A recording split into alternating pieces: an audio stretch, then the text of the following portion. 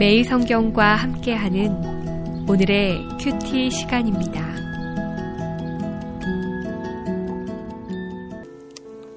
여호수아 18장 1절에서 10절입니다. 이스라엘 자손의 온 회중이 실로에 모여서 거기에 회막을 세웠으며 그 땅은 그들 앞에서 돌아와 정복되었더라. 그러나 이스라엘 자손 중에 그 기업의 분배를 받지 못한 자가 아직도 7지파라. 여호수아가 이스라엘 자손에게 이르되 너희가 너희 조상의 하나님 여호와께서 너희에게 주신 땅을 점령하러 가기를 어느 때까지 지체하겠느냐. 너희는 각 지파에 3사람씩 선정하라. 내가 그들을 보내리니 그들은 일어나서 그 땅에 두루 다니며 그들의 기업에 따라 그 땅을 그려가지고 내게로 돌아올 것이라. 그들이 그 땅을 7부분으로 나누되 유다는 남쪽 자기 지역에 있고 요셉의 족속은 북쪽에 있는 그들의 지역에 있으니 그 땅을 7부분으로 그려서 이곳 내게로 가져오라. 그러면 내가 여기서 너희를 위하여 우리 하나님 여호와 앞에서 제비를 뽑으리라. 레위 사람은 너희 중에 분깃이 없나니 여호와의 제사장 직분이 그들의 기업이 됨이며 갓과 르우벤과 므낫세 반 지파는 요단 저쪽 동쪽에서 이미 기업을 받았나니 이는 여호와의 종 모세가 그들에게 준 것이니라 하더라. 그 사람들이 일어나 떠나니 여호수아가 그 땅을 그리러 가는 사람들에게 명령하여 이르되 가서 그 땅으로 두루 다니며 그것을 그려가지고 내게로 돌아오라.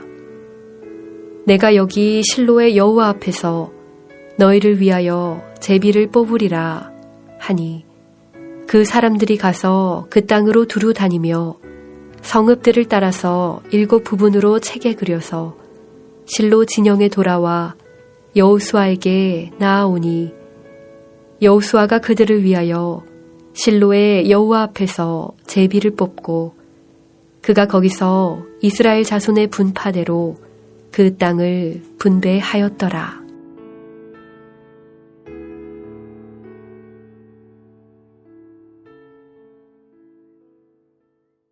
오늘도 묵상하는 말씀을 통하여 하나님의 풍성한 은혜 누리시기를 소망합니다. 이스라엘 백성들이 가나안 땅에 들어가 가나안 땅의 중심부와 남쪽 그리고 북쪽 순서대로 정복해 갑니다.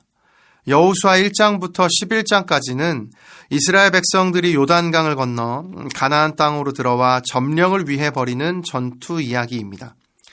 그리고 여호수아 12장은 이스라엘 백성들이 승리한 전투에 대하여 나열합니다. 그 이후 13장부터 이스라엘 각 지파의 땅이 분배됩니다. 12지파 중 므낫세 반지파, 갓 지파, 르우벤 지파는 이미 요단 동편의 땅을 자신들에게 분배해달라고 요청하여 그곳의 땅을 기업으로 받습니다. 그래서 남은 9개 지파에게 여호수아는 땅을 분배합니다. 땅 분배는 가장 먼저 규모가 있는 유다 지파, 그리고 요셉 지파인 에브라임과 므낫세 지파 순서대로 분배되었습니다.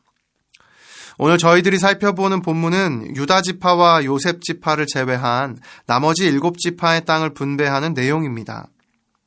7지파의 수에 맞게 가나안 땅을 분석하고 알맞게 분배되도록 준비하여 제비를 뽑아 땅을 분배하기 시작합니다. 그런데 오늘 본문에서 여호수아가 땅을 분배하며 이스라엘 백성들의 상태를 엿볼 수 있는 말을 남깁니다. 본문 3절을 보면 여호수아가 이스라엘 자손에게 이르되 너희가 너희 조상의 하나님 여호와께서 너희에게 주신 땅을 점령하러 가기를 어느 때까지 지체하겠느냐 하는 말씀이 있습니다. 이를 통해 여호수아가 이스라엘 백성들이 가나안 땅 점령하는 것을 지체한 사실에 대해 책망하고 있는 것을 알 수 있습니다. 이것이 의미하는 것이 무엇일까요? 하나님께서 그분의 약속을 지체하시고 변경하셔서 땅을 정복하지 못한 것이 아니라 이스라엘 백성들이 하나님의 약속을 받고 그 약속을 이뤄가는 데 지체하였다는 것입니다.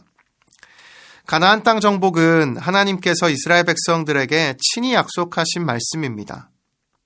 그리고 땅 정복은 이스라엘 백성들이 하는 것이 아니라 하나님께서 앞서서 가나안 백성들을 쫓아주시는 하나님의 전쟁이었습니다.